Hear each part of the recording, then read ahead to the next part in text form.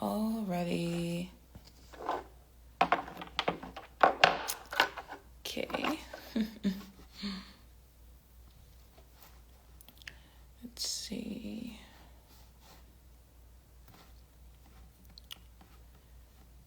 So excited for episode 31. So excited for today. Hi, Dr. Eva. I see you. Yes, yes, yes. Here we go.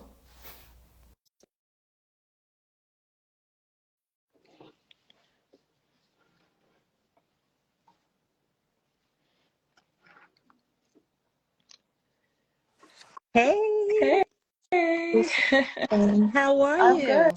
you? How are you? Doing amazing. Happy Happy Sunday. Sunday. Happy Sunday. Oh my God, I'm so excited for this episode with you, Dr. Ava. I mean, you are just a woman doing it all, right?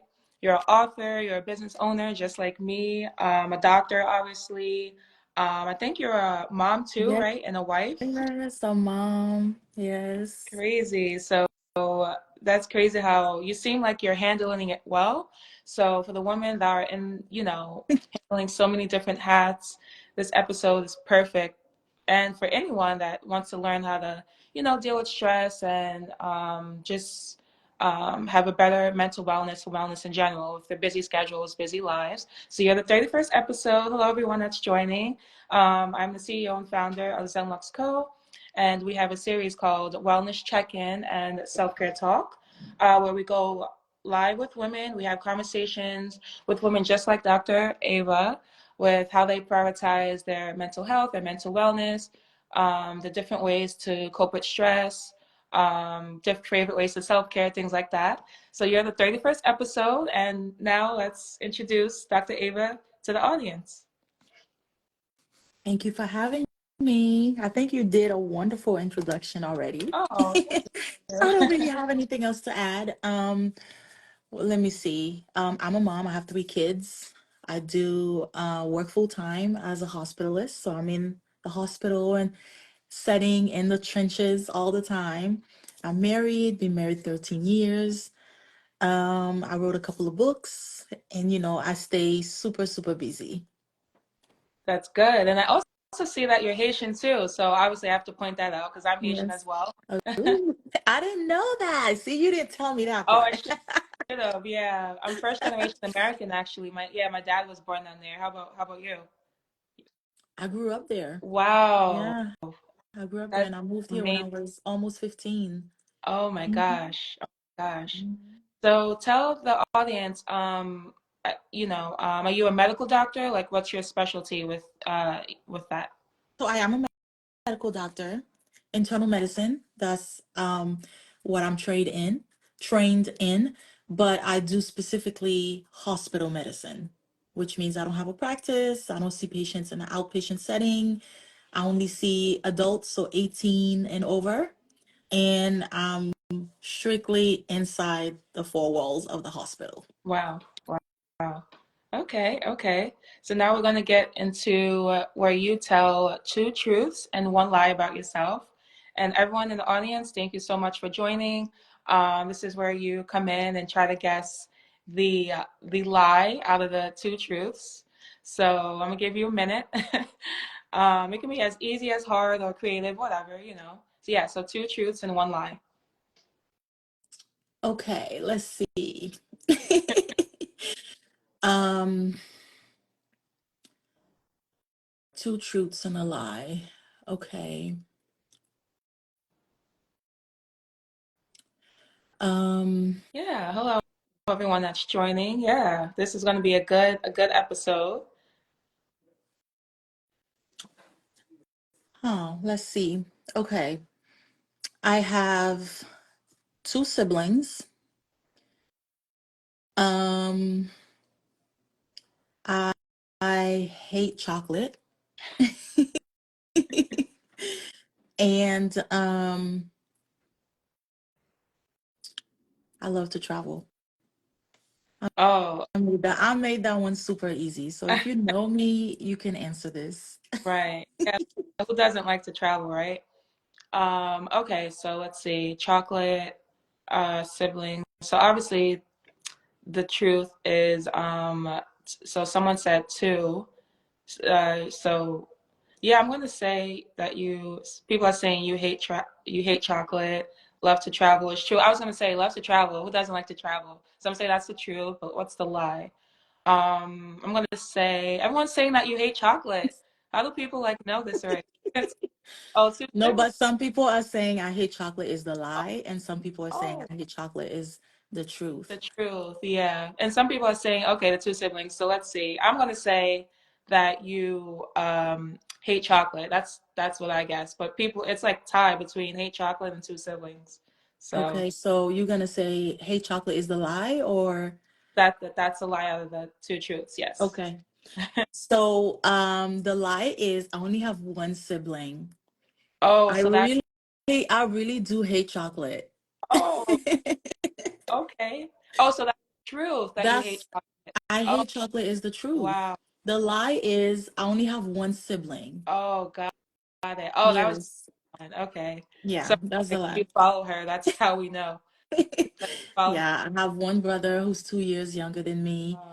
Oh, Um, I love to travel, obviously, but I really hate chocolate. I don't like the smell. It makes me sick. It makes me nauseous. I hate the taste. wow. I can't stand to have anybody next to me eat chocolate. I'm gonna run Wow. away. It makes me want to vomit. Oh, that's insane. Wow. Wow. Yeah, I actually came across some people that don't like chocolate.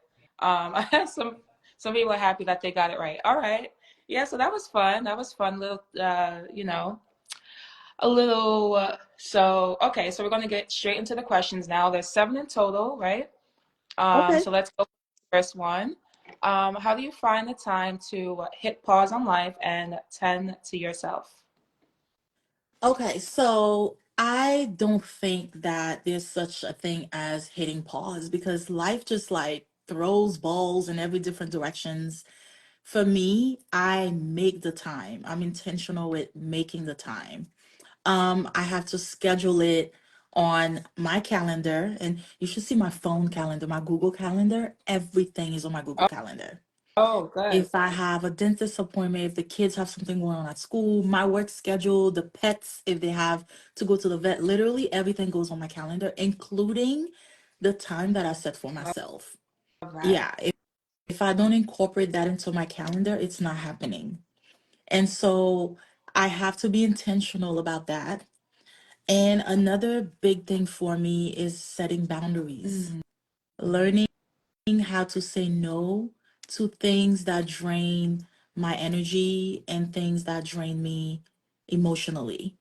So those two things I've had to learn how to do. Create the time for myself on purpose and being intentional about it, and then learning how to say no and being okay with that. there's power in saying no. Yes.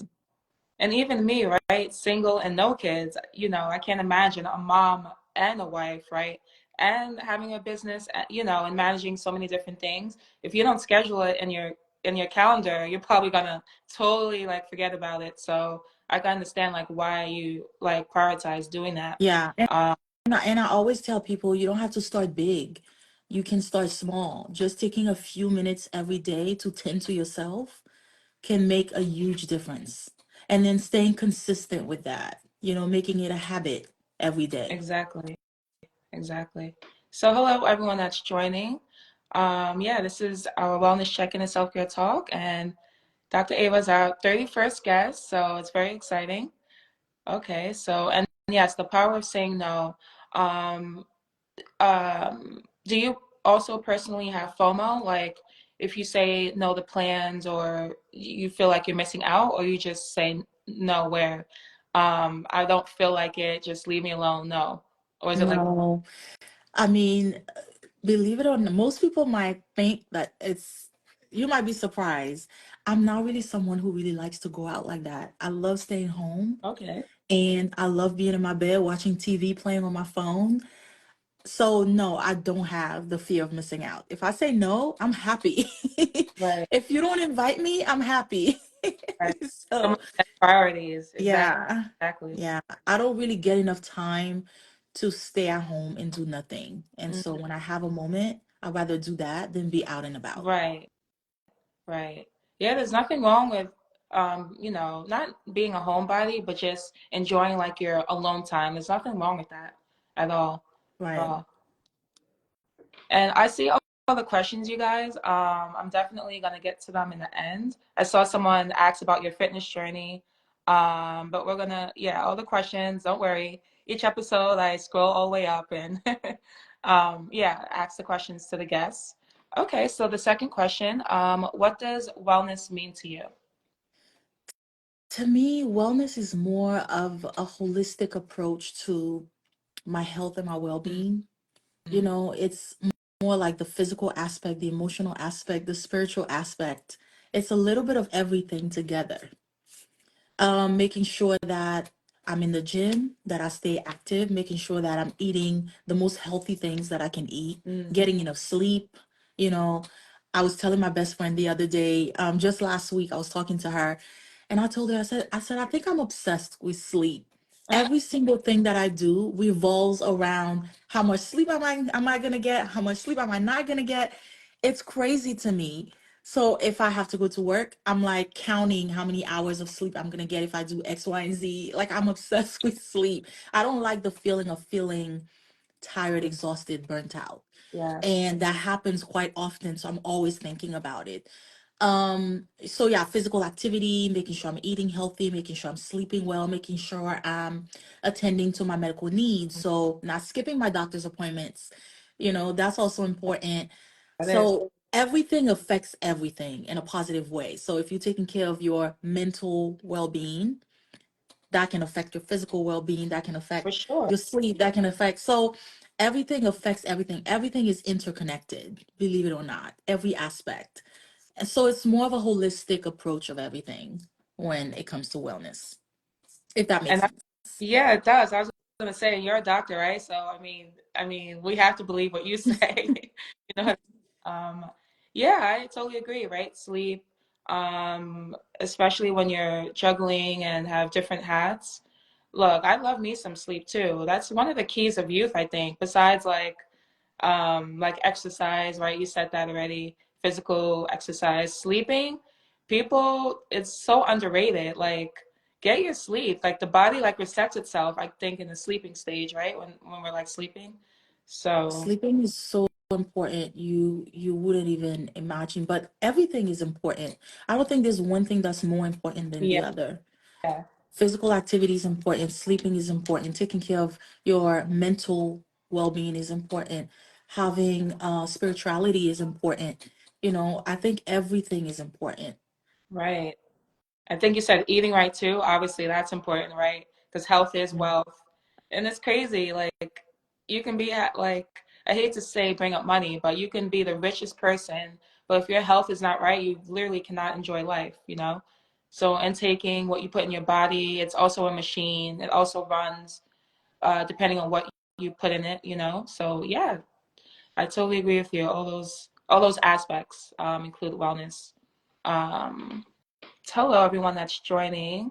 Um, yeah, yeah, Dr. Ava, I love her answers already for the first two questions. So, so third question, what are your favorite ways to self-care? My favorite ways to self-care. Number one, exercise. Oh, okay. Yeah, Exercise. some people hate exercising. I Wow. I used to, so that's why I really want to answer that question about exercise that someone asked earlier.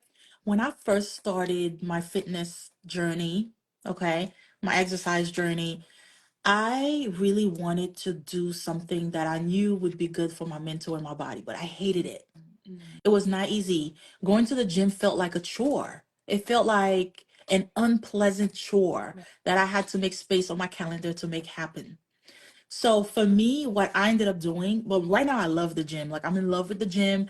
I'm going consistently. I can't see myself not going to the gym. But at the beginning, it felt like a very unpleasant chore.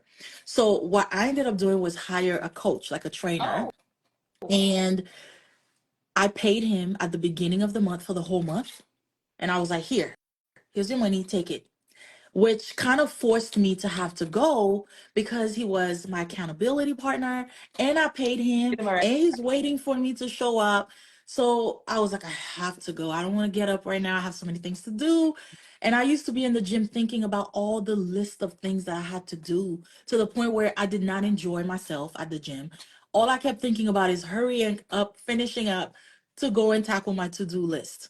Right. But then the more and more I stuck with it, the more and more I started seeing the results and the effect that it had on my mental health. Not only physical, but mental. I slept better. I had more energy. I started to love the way my body was looking. So I gave myself that 90 days. I was like, I'm going to do this for 90 days. No excuses. I'm going to make it happen no matter how much I hate it. And way before the 90-day mark, I loved it. And I loved it so much that it just continued and continued and became a lifestyle thing for me. Okay, I think I saw a question too. How long have you been on your fitness journey? Someone asked. At least 2.5 years consistently. I go 5 days a Ooh, week. I started out with congrats. three. I started out with three, and then I went to four, and then I went to five. And then I've Wow. been doing 5 days for at least 2 years. 5 days. Oh my God, 5 days a week in the gym. You must really like it and really see like Five, of it. That's a lot of days a week. five, Yeah. yeah. Yeah. Wow. So you do like everything, I'm sure, like full body or Whatever my coach and my trainer says to oh, do, I do. And he tailors it based on the results that I want. right. So I guess he has a different plan for each of his clients. But I usually do 30 minutes of cardio before I start my session with him. My Mm. session's about an hour. So I'm there an hour and a half. Oh yeah, someone just asked, how long do you spend in the gym? So Yeah, about an so hour. that question, that's why I Okay. answered it real quick. Yeah. Okay. And like I said, everyone, other questions at the end of the episode, when the questions are done, I will go and ask Dr. Ava the questions that the audience asks. So now the fourth question of a series, how do you personally cope with stress? I know this is about to be a good one for you. Yeah. How do you Time management is a big one for me. Time management. personally? Um, we have so much on our plates and it's a never-ending list of things you have to do. Um, I'm juggling work, I'm juggling emails, I'm juggling the kids, I'm juggling so many things at the same time. So time management was a big stressor for me. I Mm-hmm. never felt like I could finish even a quarter of my to-do list, and every day was piling up and piling up. So I really had to learn to prioritize the most important task for the day Mm. and not really look too far ahead. So I literally I take it a day at a time and I prioritize. That has helped me significantly, tremendously, as far as reducing how much overwhelm I feel every day. Um, I also have a therapist, Okay. and That's I meet with my therapist every other week consistently. I've been doing it for over 2 years, and I don't skip. And not necessarily because there's something specific. I mean, when I first started, I had specific things that I wanted to discuss, but then over the years, over the months, we just started talking about just life in general. Sometimes I go into my session not even knowing what we're going to talk about. But a therapist has a way, I guess they're experts and they're professionals. So they have a way of like getting things out of you and making you discuss things that really help. At the end of the day, having that perspective from a different angle, helps a lot. So I am not afraid to ask for help. So I built a little village around me. Did not happen overnight. It takes time to find the best nannies, the people that you can trust, people that can come and clean your house to help you out, people that can help you with the laundry sometimes, and creating things and habits that work for me in my life. right. And then, of course, setting boundaries. That's a big, important thing that I'm still working on, that I've learned to do over the last few years. And I didn't learn to set boundaries until I was in my mid to late 30s. Wow. And Wow. so that's something that I wish I had started doing when I was 19. Oh, when That, you were younger. Yeah. yeah, that is so important, setting boundaries. I didn't even know what my boundaries were. You know, you just go with the flow of life and you just do things sometimes to please other people and you forget about yourself. And that can take a toll on you For eventually. sure. And so, yeah, those things, like the time management, the talking to my therapist, the saying no, like setting the boundaries, delegating and asking for help, those four things help. Can I just say that your absolutely goals, right? Being a really being a not only a boss ass chick, but sorry to curse, but a boss, a mom, a Thank wife, you.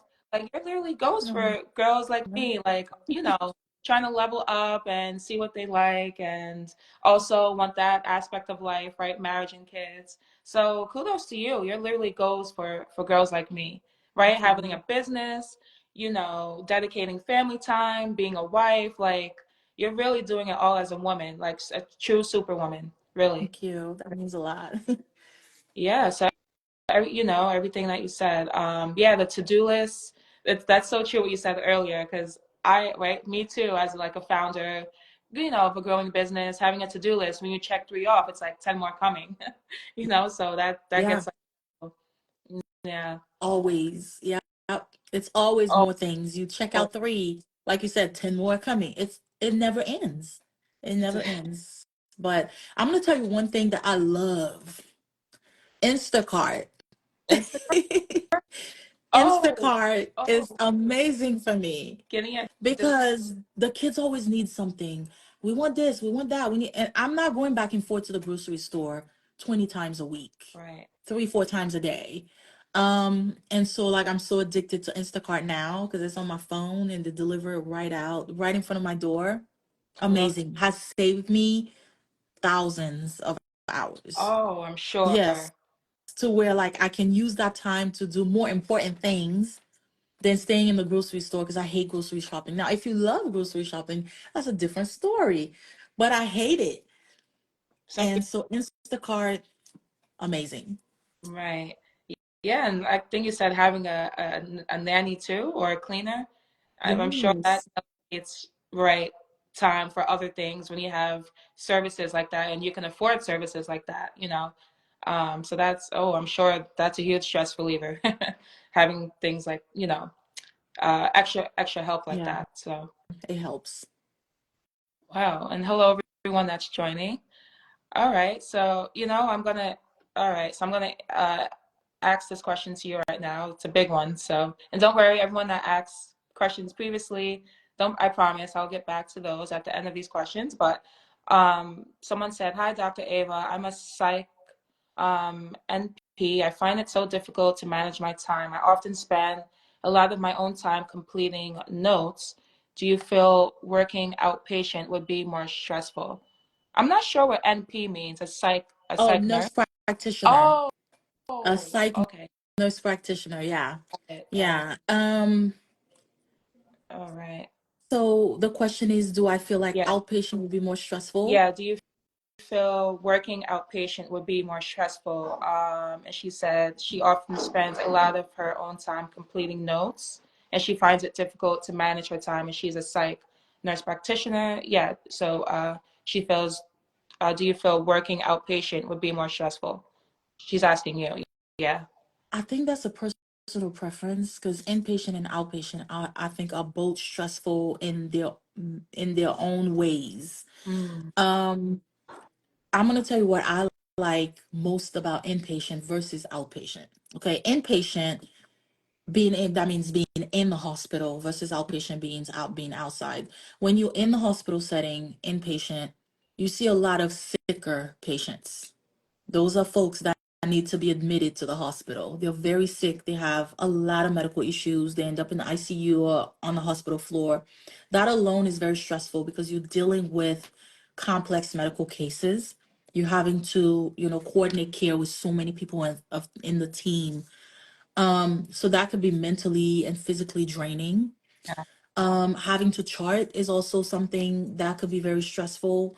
But the same for outpatient, except the patients are not as sick as the ones that are in the hospital. Outpatient, most of them walk in, they come to you, they have a runny nose and minor little things that you can take care of. But the problem with outpatient is they give you a small amount of time to spend with the patients.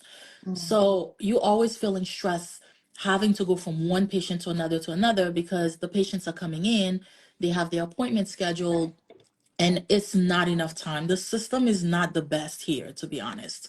And it's very stressful having to deal with all that, which means a lot of times you don't have time to chart because the next patient is here and the next patient is here. And so oftentimes you take the charts home, which eat up into your personal time. Oh, Yeah, wow. versus outpatient where the patients are not coming to me, I'm going to them.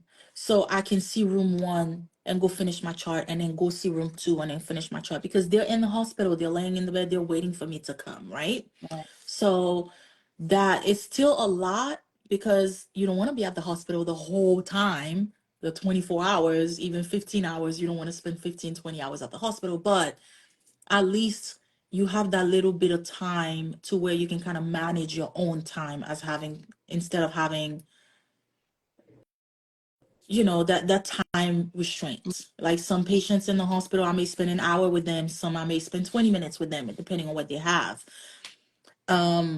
But the EMR system is it takes a lot of time. So I can understand the frustration, but outpatient for me would be more stressful than inpatient. And I'm sure somebody else would say the opposite. So it's a personal preference. Right. So someone said, where should I send questions? So this episode will be on our Instagram page, ZenLuxCo, ZenLuxCo, right? So, right, you can comment and ask her questions and she'll be tagged. So she'll be able to answer them. She'll be able to answer them. But yeah, I know nothing about the medical field in regards to that previous question. So who, the nurse practitioner that asked that, I hope that you answered her question very thoroughly. I'm sure you did. Um, yeah, wow, because nurse practitioner, that's almost as stressful as being an actual doctor, right? I'm sure. Like it's the same responsibilities. I heard.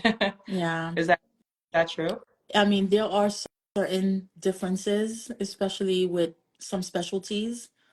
But it could be very stressful because you're in the medical field. So anything in the medical field, requires a lot of stress because you're Right, dealing with real human beings, real life. You're not baking cakes or, um, you know what I'm saying? Like you're not taking care of you're not making pins. Like you taking care of real human beings. right, And that is a serious, serious job. right. And someone's, yeah, right. Okay, so hello everyone again that's joining. So next question.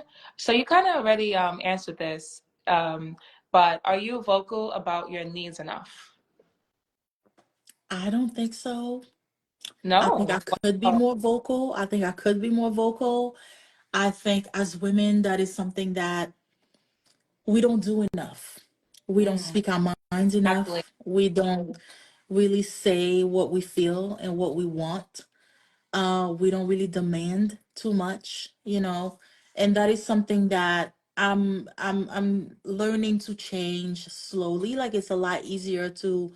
It's hard to undo habits, Yeah. but I'm working on it. I'm working. That's part of boundaries, learning to say no and learning to be a little bit more vocal about what you want and what you don't want to do, learning to honor yourself is important. Right. So I'm working on all that. I think I've done an incredible job over the last few years working with my therapist, but there's still room for a lot of improvement. Mm, mm. So obviously you found that having a therapist obviously enhanced your life, right?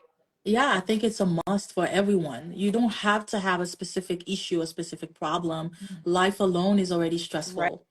You're encountering life. Just being born is stressful. You're encountering stress in every different corners. You have to deal with household issues, family issues, work-life balance. There's so many things. And so having a therapist is part of my wellness journey in general. So I'm working on my physical well-being, I'm working on sleeping better, I'm working on being a little bit more spiritual, and I'm definitely working on my mental as well as making sure I'm following up with my doctors and doing all of that. And so having a therapist is a part of this whole holistic approach for me. Oh, for sure. It kind of helps me, yeah, it helps me navigate things and it helps me be ready. So if something comes my way, I kind of know how to deal with Mm. it more. I'm more equipped because I have the therapist. So it's great for prevention as well. Right, right. What's that saying? 1 ounce of prevention. Uh, what's the saying? I don't know. It's like 1 ounce of prevention is greater than curing or something. Yeah, I know what you're saying, but I don't know it Oh, like word for word. that. But I know what you're trying to say. Yes.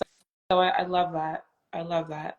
Yeah, therapy, and I like that you were vulnerable and saying, I'm not always vocal about my needs, but I'm sure I'm getting there. And I like when people are like vulnerable, because some people straight up say, yeah, and that's good, but majority of the people are not too comfortable with saying they're uncomfortable or don't like something to other people.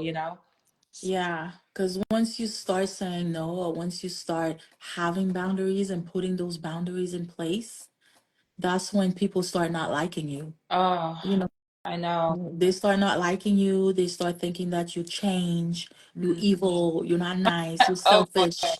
You, Yeah. it's all the negative stuff that they say. But at the end of the day, I do not care because I'm just taking care of me Mm, and I'm trying to honor myself more than I've done in the past. right. I hear you. I hear you. So someone asks, oh, okay. So how often do you advise therapy? Once a month, once a week, for I guess uh, people that want to look into it. I would say it depends on your needs. I mean, some people may need to start more frequently than even once a week, So for me, I go every other week. So I go twice a month because I don't like to wait too long before my next session. So I go every other week. And before the session ends, I'm already scheduling my next session. So that's how I Oh, stay on task. Yeah. okay. So at the end of the session, she says, so when are we going to see each other again? I'm like, hold on, let me pull up my calendar. This day, this time, cool, yes. And I block it on my calendar, which Right. means nothing else happens and I prioritize it. And I just make it happen Right. regardless of what goes on around me.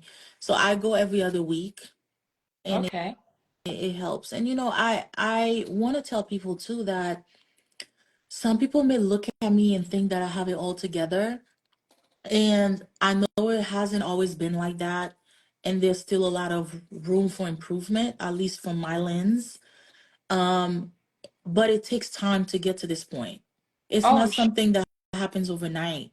I'm And sure. that's with every aspect of your life. You have to say, I want to make something happen. I want to change. I want to change my life. I want to change my circumstances.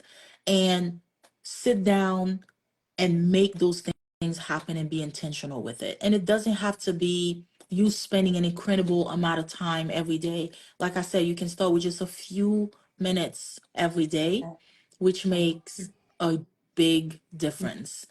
And if you're consistent with it and you stick with it and you become intentional and you make it a habit, I guarantee you 6 months from now, your life is going to be so different from your life before.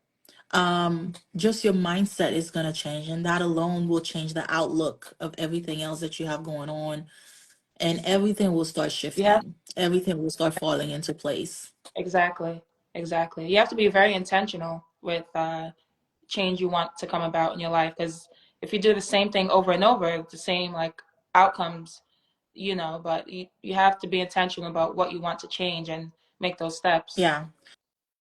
And someone just asked a question like, how do I, wait, I don't think I can, it's It's not check, letting me. not chess. That's facts. I How love. do I start my day on my own terms? So Oh the yeah, the reason why I love the gym now, when I first started, I said it was like a chore. It was a chore that I you did hated. say But because I was already paying my trainer for the whole month, yeah. I know myself. And so I just give him the money for the whole month, which was not cheap. So it kind of made me have to go, right? And then after a while, I started seeing the results. But I love the gym even more now because that hour and a half that I have for myself, I really make it about me. My Mm, phone is off. I'm not answering phone calls. I'm not checking emails. I'm not doing any work related things.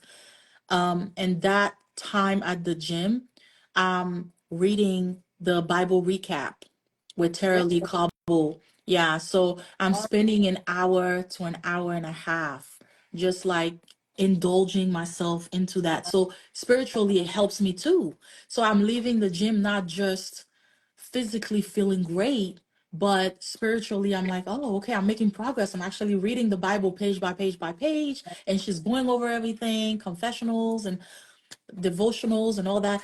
And so it's kind of helping me in my holistic wellness journey. mm, Um, because that moment is just my time to myself. And I'm not letting anything from the outside take up space in that moment, if that makes sense. right. Yeah. Yeah, someone said, I love this because she's not acting as though she's not human, so down to earth. And yeah, what you said, how, it may seem like you have it all together, um, but sometimes it may not be that way.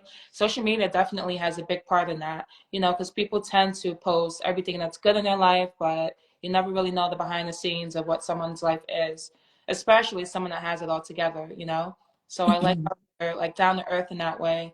And you're saying like, wow, I have all these great accomplishments and, you know, great things going on, but I also struggle sometimes, just like everyone else, Yeah. you know? So Yeah. I really, that. Yeah, it's just normal. It's normal. Life is not easy. So Right, you have to stay prepared or get prepared or at least try to be prepared to tackle your task and, handle stress the best you can. right, right. Yeah, great questions, you guys. Keep them coming because I will go over them at the end. So now the next question. So do you think conversations about mental health are still taboo in the recent years, or do you think these conversations have improved and gotten better, where it's not so much of a taboo anymore? I still do think that we've made a lot of progress, um, but it's still a little bit taboo. Yeah, You know, even though since the pandemic, you've been hearing more about people coming out talking about their struggles. There's been more in the media encouraging people to, reach out, get help, and talk about their needs and their struggles. But there are still people that may feel uncomfortable mm, voicing their struggles because they're afraid of the stigma. They're afraid that someone else is going to use it against them. We still have a lot of work to do in that department and in that area, but we've come a long way. There's been some progress, but there's still a lot of progress that needs to that be needs done. to be done and improvement. Yep, Right. I totally, I totally agree. Even just so much as someone mentioning that they see a therapist, I feel like even, years ago that people weren't so open about that. Right. And almost Right. so guess I've had, not almost every one of them, but a lot more saying, yeah, I go to therapy as one of my forms of dealing with stress and. So yeah, I agree. A lot of improvement has been made, but still, I want to say still taboo to talk about like mental health issues and things surrounding that topic, but uh, some people still feel weird about talking about that topic. Right. It's the Yeah, negative connotation there, around it. there Just it is. saying you go to therapy means, are you crazy? Do I, you and have that's mental so, oh, I issues? hate that. Do you have, but it's not necessarily that. Right, It's just that sometimes you just want to sit down and speak to someone that can help you manage stress. right. Yeah, everybody has stress. There's not one person that I know that doesn't deal with stress. Everyone deals with stress in many different ways. And so Right. just going out there, sitting down to talk to someone so that they can equip you on how you can deal with certain stressors. Mm, They can equip you on how you can set certain boundaries. And they can kind of show you about yourself and tell you about yourself and the things that you're doing that is self-destructing that you may not even realize is self-destructing. And so they give you ways to navigate certain things. mm, It's amazing. mm, It's just mm. great. You don't have to have anything wrong going on in your life for you to seek a therapist. Actually, it's better to go when you don't have anything going on. Um, for Exactly. prevention purposes, yeah, it just makes you a better person overall. And someone asked, well, it's good comment, especially in the Black community. They don't want to see a therapist. It's keeping your mental healthy. Yeah, I agree. It's talk about a stigma, especially a stigma in the Black community. So that's a good comment. Mm-hmm. Um, Okay, so we've came to our last question. Oh boy, and you can give more than one, okay, for this one. But what is one piece of advice that you would give to everyone watching? And thank you so much, you guys, for still joining. There's still a lot more fun left. I'm gonna scroll all the way up and ask the questions that you guys left. But yeah, what is one piece of advice that you would give to everyone watching? One piece of advice, sticking to this topic, self-care, wellness, and all that. It doesn't, yeah, it doesn't have to be I though. mean, Yeah. I think it's important, to practice self-compassion, That's a big. um, realizing that it's okay to make mistakes, um, and learning to treat yourself the same way that you would treat someone else who would come to you with an issue. You would be compassionate, you would listen to them, you would help them out, you would be a little bit more understanding. You should do that to yourself, for yourself, the same way that you would a friend that comes to you and wanting your advice. It's okay to ask for help. There's nothing wrong with that. It's okay to seek help if you need help. So my main advice would be to give yourself some grace and definitely learn how to be a little bit more self-compassionate. That's a big one. That's a big one. So you have a lot of people like gracing you that's saying that you keep it real. And obviously, I just recently started following Dr. Ava, so I can't wait to see her content. Everyone's saying like you keep it real and you're very vulnerable about things like this. And as I said, yeah, this episode will be on our Instagram page and also on our YouTube, ZenLuxCo, ZenLuxCo. So you answered this already. How long have you been in your fitness journey? You answered that. Let's see. I'm scrolling up for you guys' questions. How long do you spend in the gym? I think you answered that already. Oh, okay. So, okay. So some next. What about what about when you're on your menstrual? Well, that's why certain things are invented for girls to do anything that they desire while they're on their menstrual, especially like working I out. Uh, still go to the gym. yeah, I Yeah, mean that. I may take some ibuprofen and, obviously I let my trainer know so he's not too hard on me, but I'm Mhm. not skipping. I'm still going because it actually still makes me feel better I was gonna eventually. say, for some people, it helps them feel better. Yeah, I mean it's hard because at the same time you're exhausted, you're tired, you may cramp. But listen, I'll pop the ibuprofen and I will go. Right, So I'm not skipping. that's true. All right, so let's see. Yeah, so you're the 31st episode. You're the third episode. Wait, fourth episode we had so far in 2024. So let's see. Got a lot of comments. Um, all right, all right. I think we answered them already. Okay, so how often do you advise therapy? We answered that already. Okay. Yeah, but anything that you want to tell the audience before we close it all out? Um, yeah, you answered that one. How do you start the day with your own thoughts? And I also struggle with that, as soon as I wake up, like looking on Instagram, TikTok. Do you want to go into that a little bit more? Did you say it's physical fitness? Like as soon as you wake up, you get ready for the gym, or do you want to expand on that answer? Yeah, so my work schedule is like a week on and a week off. So usually my week off a bit different than my week on, but generally speaking, if I'm not working, so I'm on my week off, Mm-hmm. I still wake up early because I take the kids to school, so I have to get up. So as soon as my alarm rings, I may give myself 10 minutes to just lay there in my thoughts, think, and then pick up my phone. I do get my phone, you know, and I check emails real quick to see if anything new came Oh, up. me too. Not Yeah. that I'm gonna answer them, but at least I know I'm like, oh, this person, that person, that person, this person. Okay, cool. And I get up, I get ready, I get the kids up, they get ready on their own now, but I have to get them up, make Mm. breakfast, take them to school, and then right after that, go to the Oh, gym. And okay. then after the gym, then I come home and do the rest of the things I have to do. On the weeks that I'm working, if I'm working the afternoon shift, my morning is the same as my off week. If I'm working the morning shift, which is crazy because I wake up at 4:30 in the morning to go to Ooh, work.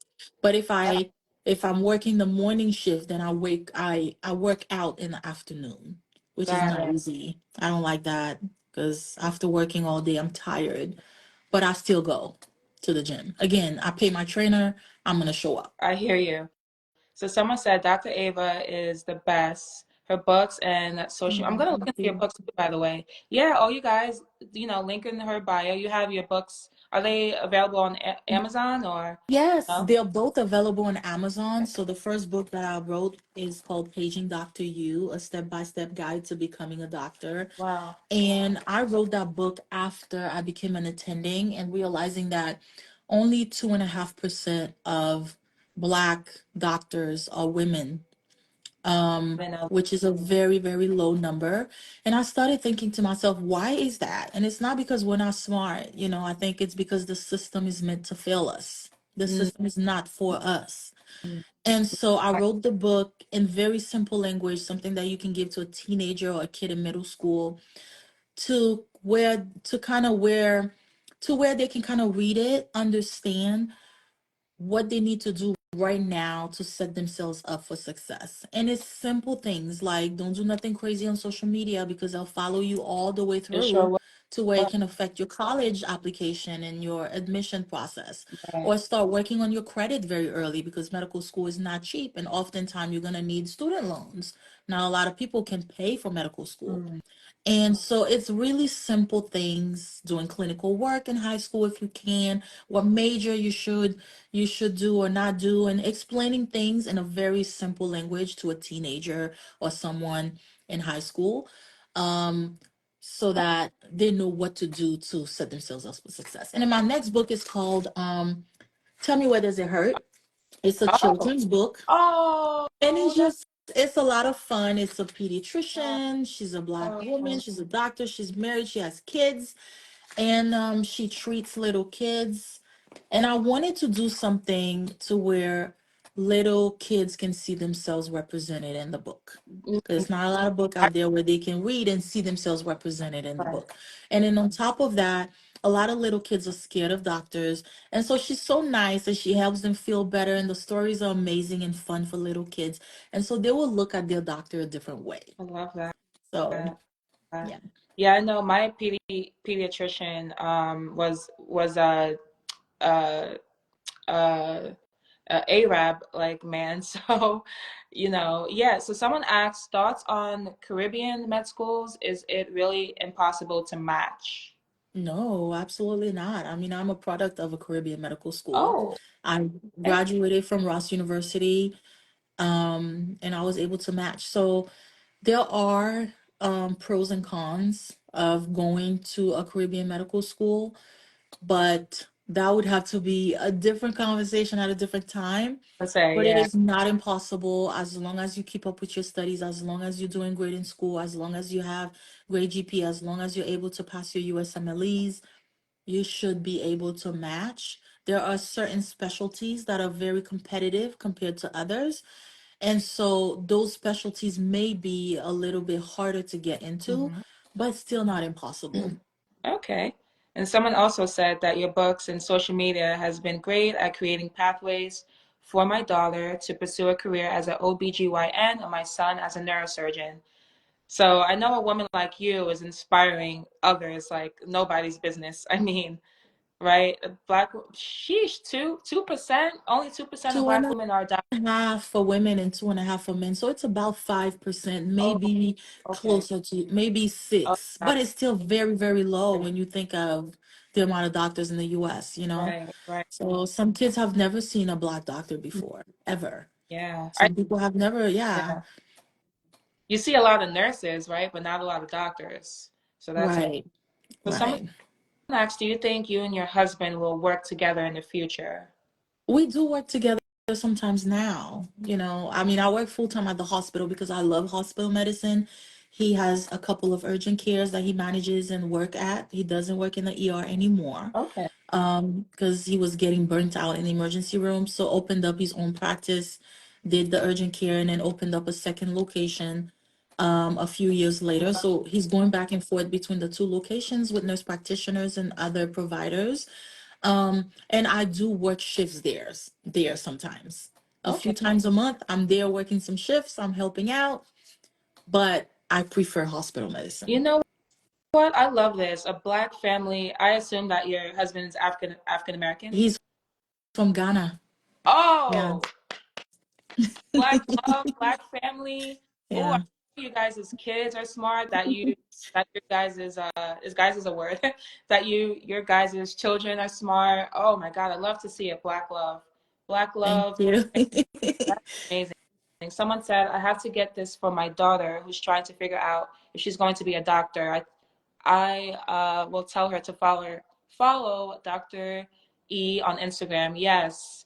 If you have children aspiring to be doctors or anything in the medical field, really, definitely give her a follow. Check out her website, her books. She has all the resources there for you guys. Okay, so yeah, as far as questions, I think that's it. Let's see what this says. Oh boy. Okay, so two more. How do you handle bullies in healthcare? These were questions sent like privately. So how do you handle bullies in healthcare? By who? Mhm. Yeah, Okay.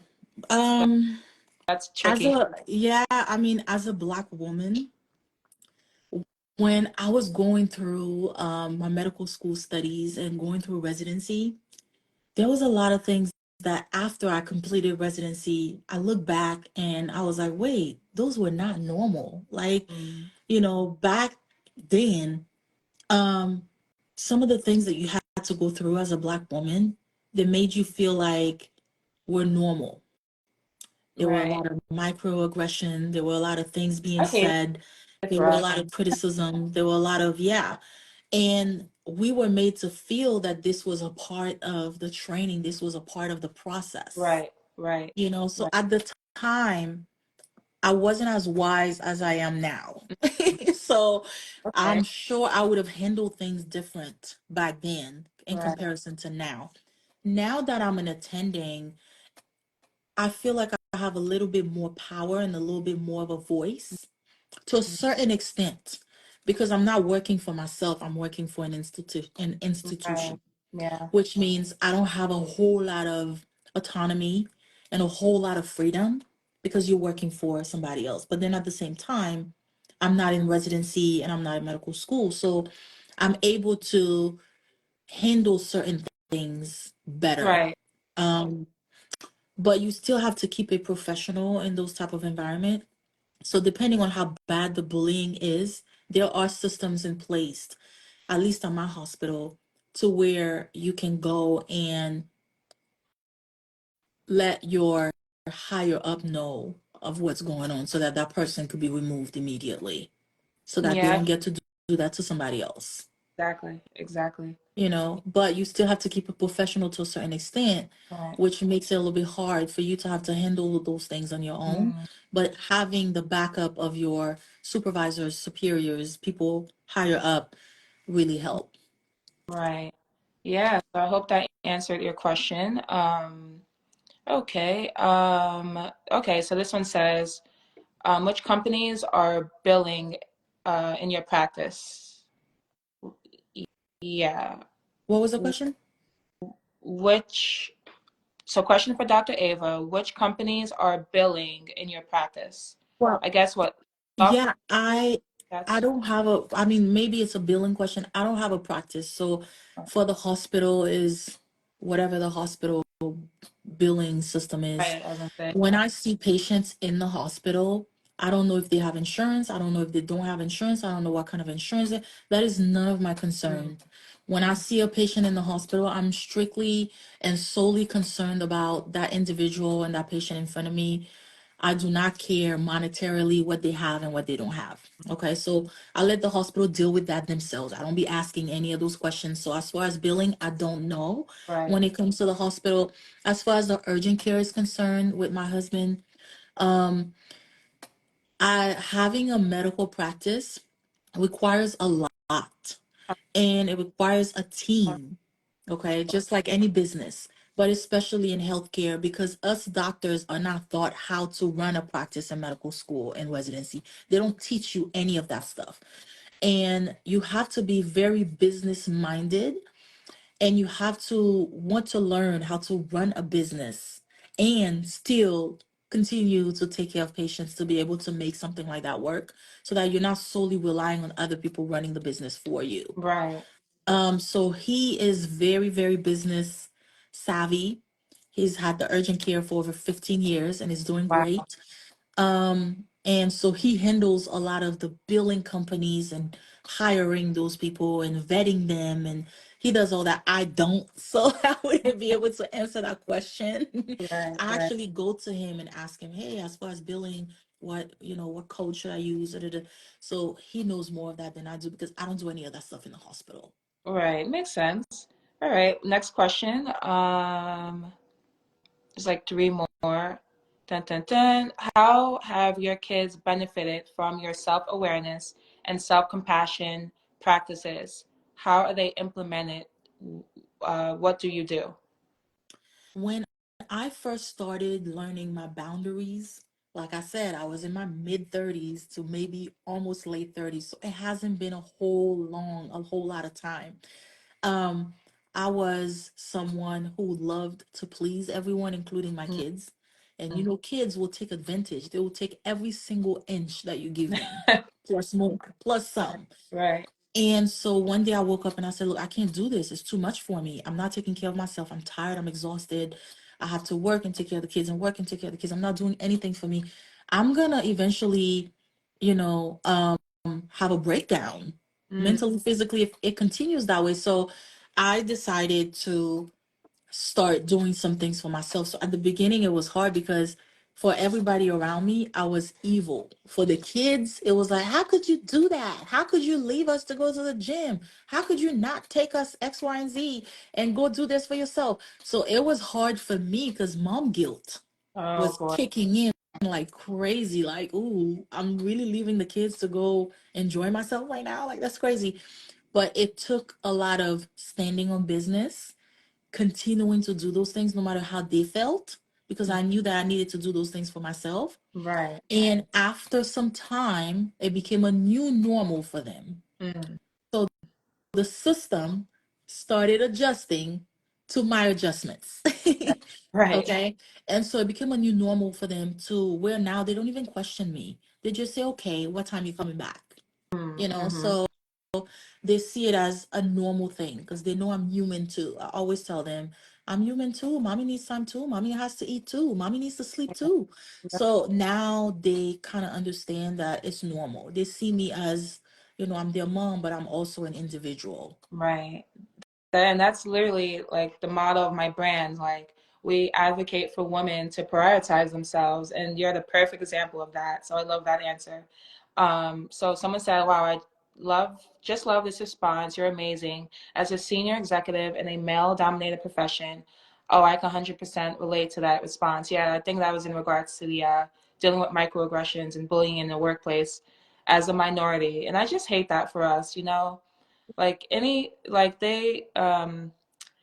profession or industry where it requires us to level up, we're going to be the minority in it. So I hate to say it, but sometimes it comes with the territory. Yeah. To be And it's certain. exhausting, Yeah. constantly having to prove yourself, constantly having to show people that you deserve to be here, just like they do. Right. It's mentally exhausting. Mm. Yeah. Okay, let's see. Da, da, da. All right, so yeah, I don't think there's any more questions. Okay. So yes, we answered all the questions. Wow. Dr. Ava, thank you for tuning in. Just I know that your schedule is always busy, and just taking what time is it? Over an hour out your day to be on my little wellness days. Okay. So Thank you so much for having me. And I'm so glad we were able to, because it took a few weeks almost going I, back and forth, back and forth, back and forth. And we were able to lock it in for today. We should yes, do this more often we for sure. will. And everyone, yeah, mental exhaustion of constantly proving yourself. Exactly. So yeah, thanks for everyone for tuning in. This episode will be on our YouTube, ZenLuxCo, ZenLuxCo, on YouTube, on our website, ZenLuxCo.com, episode 31. And of course, I'll leave the episode on our Instagram page. But man, check out Dr. Ava too, her website, buy her books. Wow, that's oh my God. You know what's crazy? I don't have any kids yet, right? But if one of my kids wants to become a doctor, I already know where to go now. You have representation and that book that you wrote to help kids know that there's representation in the medical field and help them navigate that. So all these resources, you guys, those nuggets of wisdom that she talked about, there's people still asking questions, but come on now. Just leave a comment. Yeah, just leave a comment on this episode. The episode will be on our Instagram. And yeah, I'm gonna call it a night for both of us. Thank you again, Dr. Ava, really, for taking time out your day and just pouring your heart out, being vulnerable with everyone and myself, everyone that's watching. Um, yeah, yeah, thank you so much. Thank you for having me. Have, I Bye, guess, y'all. yeah, that was a long episode, you guys. We got to call it a night. Okay, Bye. all right. Bye, Dr. Ava. Have a good night. You Bye too. bye. Bye.